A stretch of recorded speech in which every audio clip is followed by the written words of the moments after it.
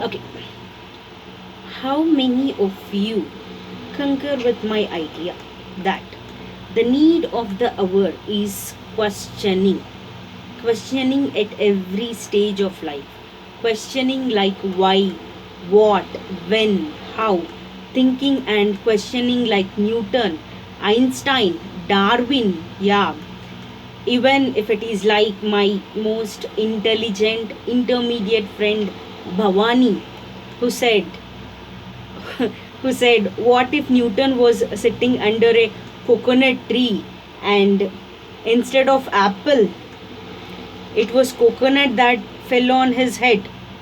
Would he still be able to come up with his law of gravity? Jokes apart, Paramahamsa Yogananda said, millions of people are mechanical products of their environment, preoccupied with breakfast, lunch, dinner, working and sleeping, going here and there. They do not know what they are seeking and why they are seeking something. That is the reason they never realize complete happiness and complete lasting satisfaction. That is what Yogananda said, not me. Okay. So avoiding self inquiry, by avoiding self inquiry, people go on becoming conditioned robots. That is what he says. How many of you know the former president of South Africa, Nelson Mandela? He was born in a tiny remote village called Mezo.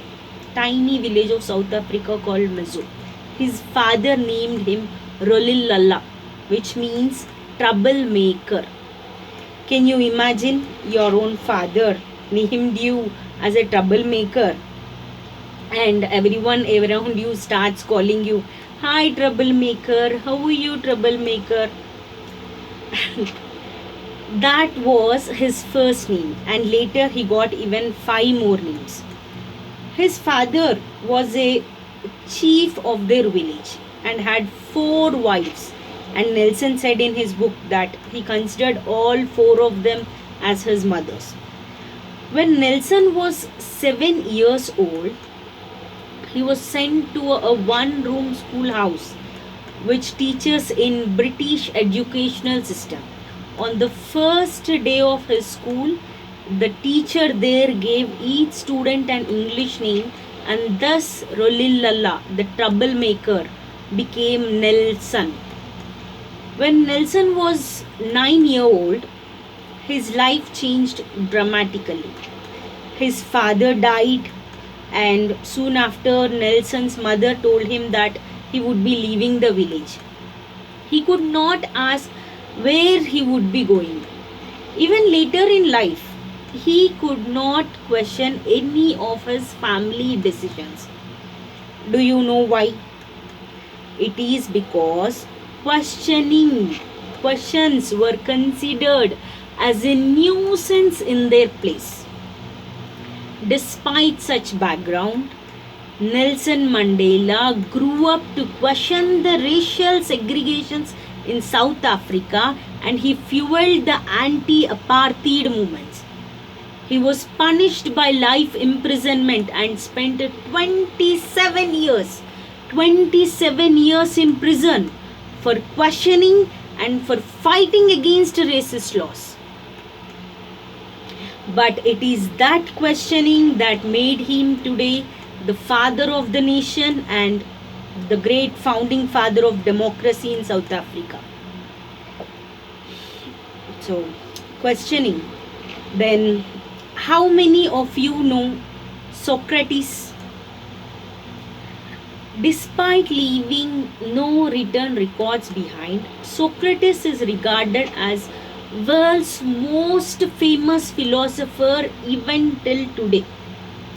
In his own time, he was mocked by people. He was called as immoral corrupter of youth. They called him with a bad name. Every person has to face this kind of things. There is nobody who didn't face criticism in his life. Socrates was also sentenced to death because he attempted to make people rational by questioning everything. He was made to die by drinking poison because he questioned even religion. Socrates did not let all these things stop him. See, he continued questioning, he continued teaching his methods, his wisdom, until he was forced to poison himself and die, until his last breath. He said, questioning helps you discover flaws in what you have heard. If you do not question, knowledge just stands still as a rock instead of flowing and carving new grounds like a river. It is he who gave us the excellent questioning method, excellent understanding of the Socratic method of questioning. What is Socratic method of questioning? It is a disciplined questioning. It is a disciplined questioning to explore a thought from multiple viewpoints, from different perspectives. It is questioning to expose assumptions, to get to the truth of the issues.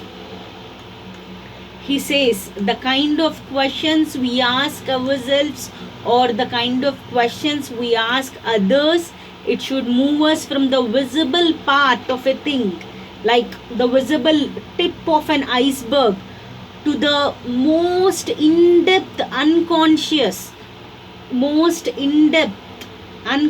base of that issue. This way of questioning can help us be stable even in the midst of chaos.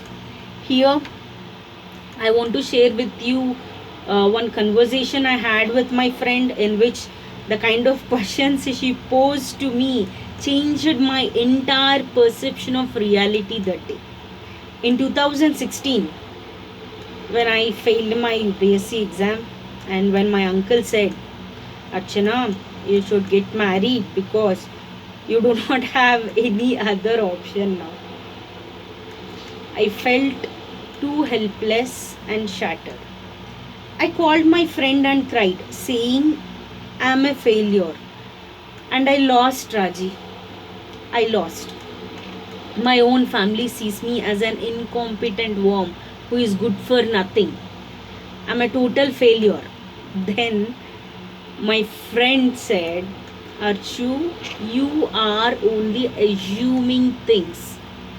How can failing in one competitive exam, where only 0.1% of people pass, make you incompetent?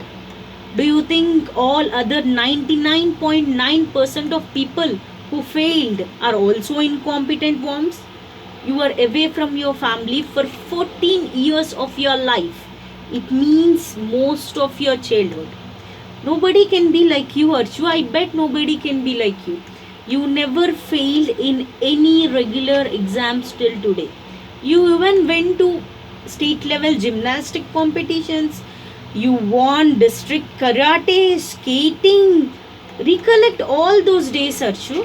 Which incompetent person has as many certificates as you have? UPSC is a competitive exam, my dear. Why can't you understand this? Sir Satya Nadella, CEO of Microsoft, he could not clear UPSC prelims 3 times. Prelims 3 times, and then he left it. Is the UPSC exam the only gauge that measures a human being's competence? She said, never let people's opinions, failures, mistakes, or the automatic negative thoughts you feel in your head define you. Whenever you get any negative thoughts, she said, ask yourself, is this truth or just my assumption? Am I assuming? Or what is the reality of this issue? Is this all or none kind of thinking that is happening in my mind, like it is black or it is white, as if there are only two options available. Either I pass, or if I fail, it means I'm an absolute failure, good for nothing. Am I exaggerating the adverse situation too much and perceiving the problem as greater than what it is in reality? I just smiled and said, "Thank you." From this conversation, I realized that it is how I think about the problem causes pain or suffering more than the problem itself. My thoughts and thoughts alone can help me handle my behavior and my emotions. So, how can I manage my emotions? By the way I handle my negative thoughts.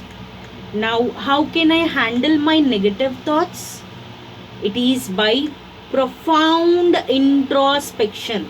By profound introspection and questioning the validity of my thoughts. As William James, an American philosopher and psychologist, said, thoughts become perception and perception becomes a reality.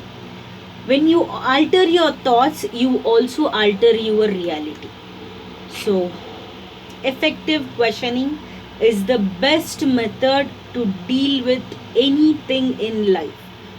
So, never stop questioning. Never ever stop questioning in life. Thank you.